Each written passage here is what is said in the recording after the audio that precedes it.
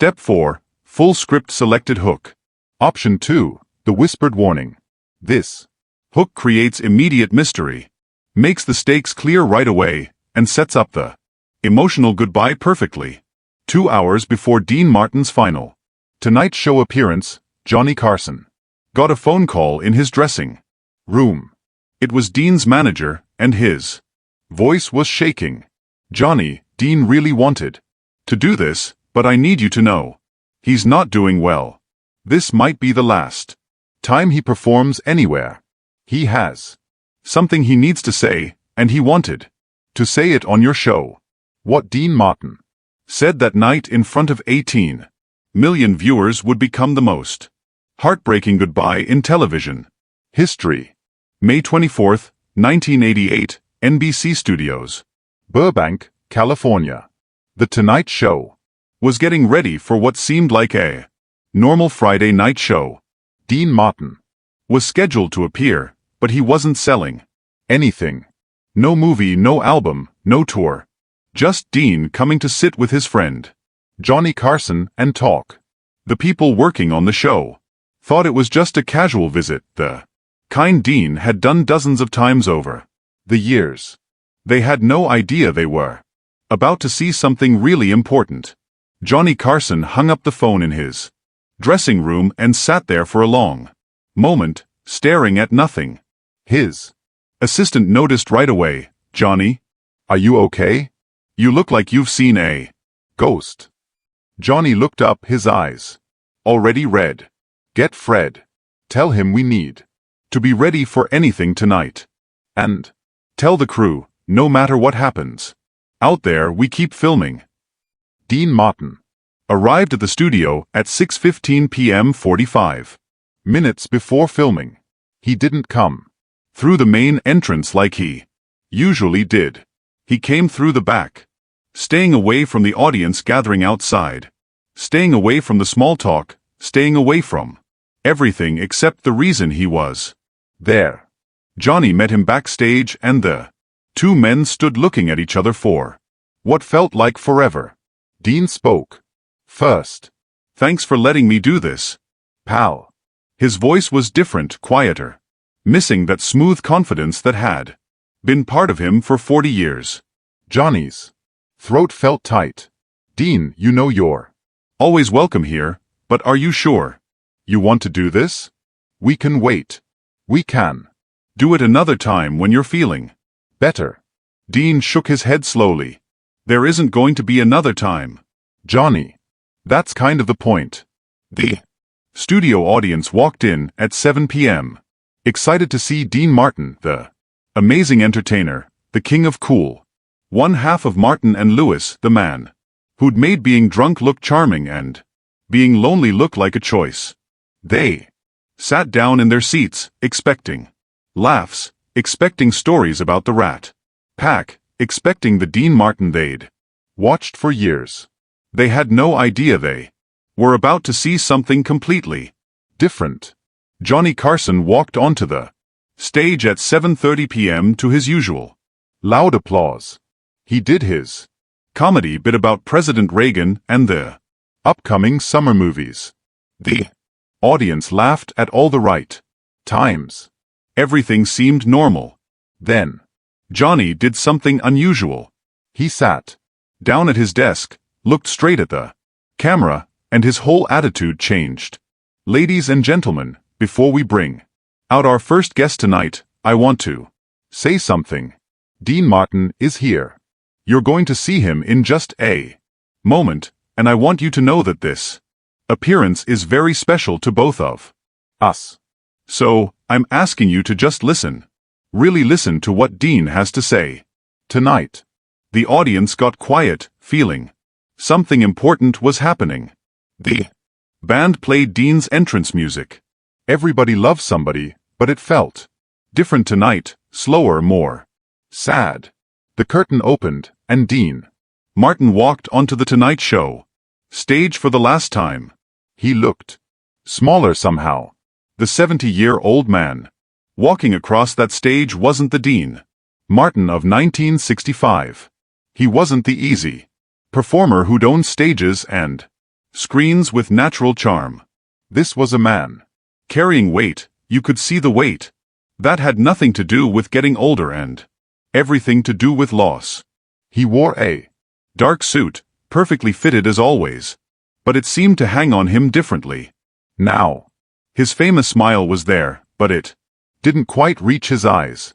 Johnny stood up, something he rarely did, and the two men hugged. Not the quick showbiz hug, but a real hug between friends who'd known each other for 26 years. The audience clapped, but it was quiet, respectful, as if they could feel that something important was happening. Dean sat down in the guest chair, the same chair he'd sat in so many times before, and for a moment, he just looked around the stage, taking it all in like he was trying to remember every detail. Dean, Johnny began, his voice already showing emotion. It's good to see you. Dean looked at Johnny with those sad, knowing eyes. It's good to be seen, pal. Although, I've got to tell you, I'm not sure how much longer people are going to want to look at this old face. The audience laughed a little bit, uncertain because Dean's tone wasn't really joking. Johnny leaned forward. Dean, you called me 2 weeks ago and said you needed to come on the show. You said you had something important to say. Dean nodded slowly, his hands folded in his lap. Yeah, I did. I do. He took a breath and Johnny waited, giving his friend time. The studio was totally silent. Johnny, I've been doing this for 50 years, singing, performing, making people laugh. And for most of that time, I played a character. You know the one. The drunk guy, the guy who doesn't care, the cool cat who's above it all. And people loved that character. Heck, I loved that character. It was easier than being me. Dean's voice was steady, but there was something raw in it, something the audience had never heard before. But here's what nobody tells you about playing a character your whole life. After a while, you forget where the character ends and you begin. After a while, the character starts living your life for you, making your choices, hiding your pain, and by the time you realize what's happened, you've lost years, relationships, moments you can never get back. Johnny's eyes were shiny with tears. Dean, you don't have to. Dean held up a hand gently. No, pal, I do. I need to because I spent so much of my life pretending not to care, and I need people to know that I cared about everything. I cared too much. That was the problem. The audience was completely glued to every word. This wasn't entertainment anymore. This was a man sharing his soul on national television, and they could feel the weight of every word. I lost my son, Dean continued, his voice breaking a little. Dean Paul, 4 years ago, his plane went down and they never even found his body. And when that happened, the character I'd been playing my whole life, that cool distant guy, he couldn't handle it because you can't pretend your way through losing a child. You can't joke about it. You can't sing your way out of it. You just have to feel it. And feeling it breaks you. Johnny reached across and put his hand on Dean's arm. The camera caught it. That simple act of friendship and support. Dean looked at Johnny's hand, then kept talking. I stopped performing. After that, stopped singing, stopped doing the TV show, stopped everything. Because I didn't know how to do any of it without the character, and the character was gone. Dean Martin, the performer, died with my son. What was left was just me, Dean, and I didn't know if that was enough. It's more than enough, Johnny said quietly, and his voice was thick with emotion. Dean smiled then, a real smile, sad but real. Maybe I'm still figuring that out. But that's why I'm here tonight. Johnny, I needed to come back one more time. Not as the character, but as me. I needed to say thank you. Thank you for what? Johnny asked. For letting me be Myself on your show. You know, overall. These years, every time I came here you never asked me to be anyone but who I was. You never pushed me to talk about things I didn't want to talk about. You gave me space to be real, even when I was hiding behind the jokes and the funny stuff. And I need you to know that mattered. It mattered more than you'll ever know. The audience was crying now. Not just a few people, but lots of them openly. Crying at this moment between two men who'd shared a stage and a friendship for more than 20 years. Johnny Carson, who'd interviewed presidents and movie stars, who'd seen everything television had to offer, was trying hard to keep from crying. Dean, this show wouldn't be what it is without you, Johnny managed to say. You've been here from almost the beginning. You've been a friend, not just a guest. Dean nodded. And that's why I wanted to come back one last time. To tell you that and to tell everyone watching that it's okay to drop the character. It's okay to admit you're hurting. It's okay to let people see the real you, even when the real you is broken and scared and sad. I spent so much of my life making people think I didn't care about anything when the truth is I cared about everything. I cared about my kids, my friends, my work. I cared about making people happy. I cared about being worthy of the love people gave me, and I want people to know that now before it's too late to say it. Johnny's voice was barely above a whisper. It's not too late, Dean. Dean looked at him with those sad eyes. Maybe not, but I'm 70 years old, Johnny. I'm tired. I'm tired of pretending. Tired of performing. Tired of being anyone other than who I am. And who I am is a father who lost his son, a performer who gave everything to the stage and now has nothing left to give, and a man who's trying to figure out what comes next. When the music stops, the silence in that studio was deep. You could hear people in the audience sniffling, trying to quietly pull themselves together. The camera operators were struggling to keep their shots steady. Ed McMahon, sitting at his desk, had tears running down his face. This was television history, happening in real time, completely unplanned, completely raw. I don't think I'm going to perform anymore, Dean said finally. I don't have it in me. The voice is still there mostly, but the heart for it is gone. And you can't perform without heart. The audience knows. They always know. Johnny nodded, understanding. So, what will you do? Dean shrugged a little. I'm going to go home. I'm going to spend time with my family, the ones still talking to me. I'm going to sit in my backyard and look at the mountains. I'm going to try to figure out who Dean Crochet is, because I've been Dean Martin for so long, I honestly don't remember. Then Dean did something no one expected. He looked straight at the camera, talking to the audience at home. If you're watching this and you're hiding behind some version of yourself that isn't real, stop. Life's too short. If you love someone, tell them.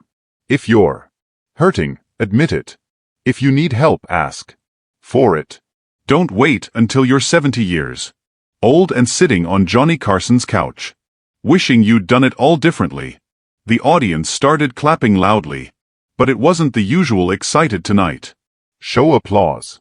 It was something deeper, more respectful, the kind of clapping you do when someone has just told you a hard truth that you needed to hear. Dean looked surprised by how they responded, as if he'd expected them to judge him or feel sorry for him. Not understanding and appreciation.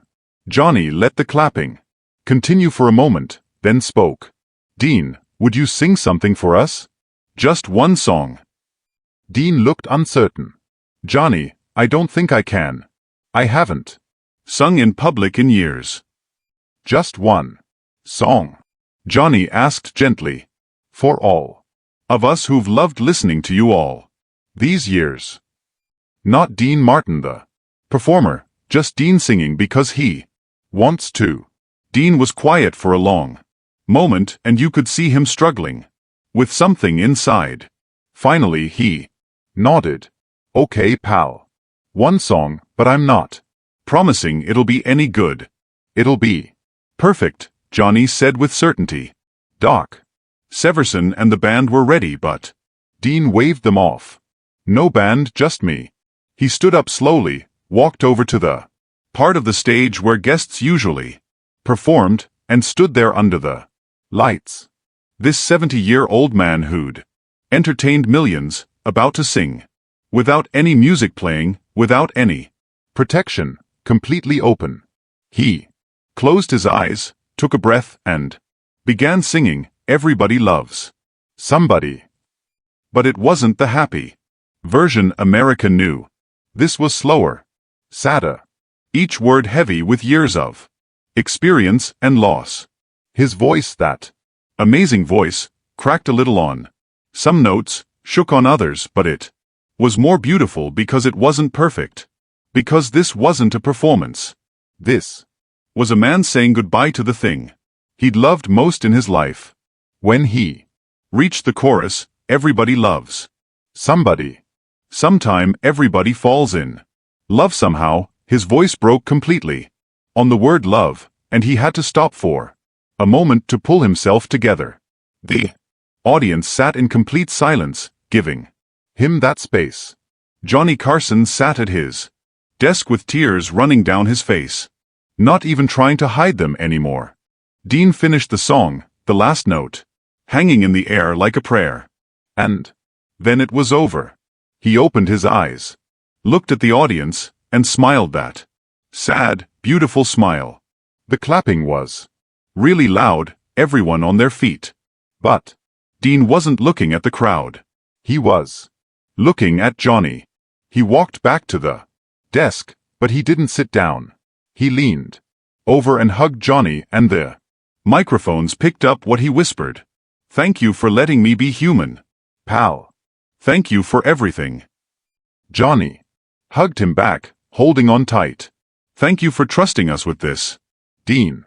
Thank you for being brave enough to show us who you really are. When Dean pulled away, he looked at the audience one last time. Take care of each other, he said simply. Then he walked off the Tonight Show stage for the last time, moving slowly, carefully. A man who just put down a burden he'd been carrying for 50 years. Johnny couldn't continue the show right away. He sat at his desk for several long moments trying to pull himself together while the audience stayed standing still, clapping. Finally, Johnny looked at the camera and spoke directly to viewers at home. Ladies and gentlemen, what you just saw was one of the bravest things I've ever seen. Dean Martin just showed us all what courage really looks like. It's not about being strong or never showing weakness.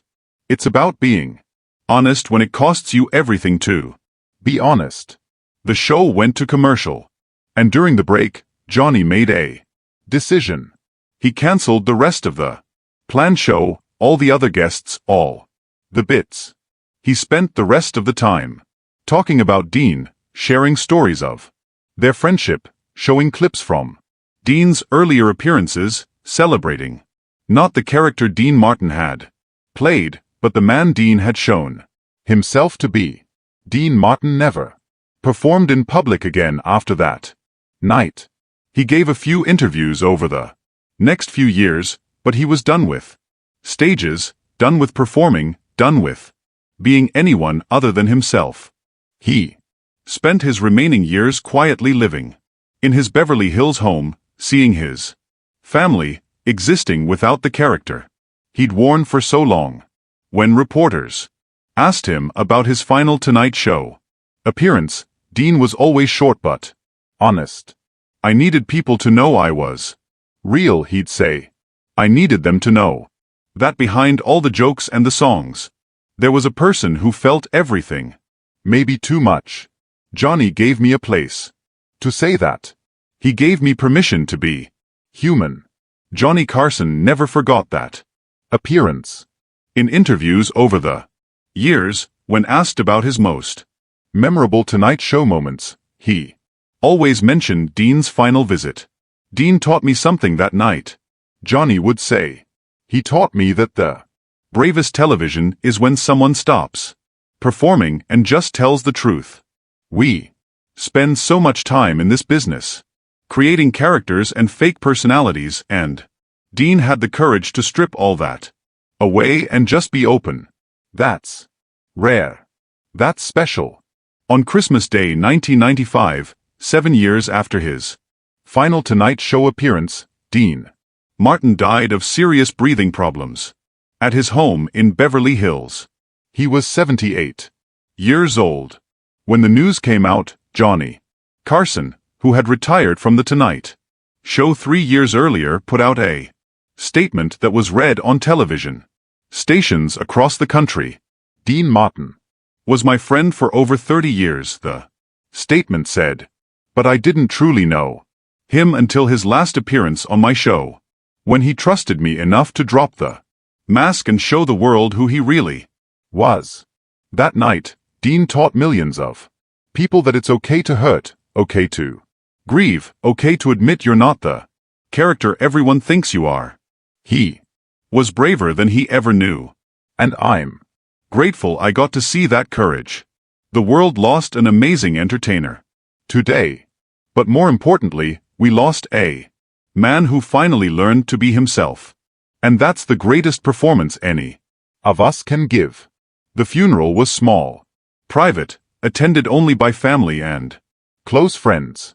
Johnny Carson was there, sitting quietly in the back, crying openly as they played Everybody Loves Somebody, the real version, not the happy hit, but the slower, sadder version Dean had sung that final night on The Tonight Show, the version that told the truth. Years later, video footage from that May 24, 1988 appearance became one of the most watched clips in Tonight Show history. Not because it was funny, not because it was entertaining, but because it was real. People shared it with the caption, "Watch this when you need to remember it's okay to be yourself." Parents showed it to their children as an example of courage. Therapists used it in sessions about being open and real. What Dean Martin did that night was bigger than television. He used his final appearance on America's most watched talk show to tell people it was okay to drop the armor, okay to stop pretending everything was fine when it wasn't. In a culture that rewards putting on a show and punishes being open, Dean Martin stood on that stage and chose truth over his image, being human over being a legend. Johnny Carson died in 2005, 10 years after Dean. When his personal stuff was listed, they found something unexpected in his home office. A framed photograph from Dean's final Tonight Show appearance. Not the publicity shot, not the staged smile, but a candid photo taken during the commercial break after Dean sang, showing the two men hugging, both crying, both being completely human. Written on the back of the frame in Johnny's handwriting were 8 words. "The night Dean taught me what matters most." May 24, 1988 was supposed to be just another Friday night Tonight Show. Instead, it became the night America watched Dean Martin say goodbye to performing, goodbye to the character he'd played for 50 years, and hello to the man he'd always been underneath. It was the night Johnny Carson proved that the most powerful television doesn't happen when everything goes according to plan, but when someone is brave enough to step outside the plan and tell the truth. Dean Martin walked off that stage for the last time carrying nothing but himself, no character, no armor, no performance. Just a 70-year-old man who'd finally found the courage to be seen. And 18 million people watched and cried and learned something about what it means to be human. If this story of courage, friendship, and the bravery it takes to be yourself moved you, hit that subscribe button. Share this with Someone who needs to know it's okay to drop the mask. Leave a comment about a time you chose being real over putting on a show. Ring that notification bell for more stories about the human moments behind Hollywood's greatest legends. Because sometimes the most powerful performances are when we stop performing and just tell the truth.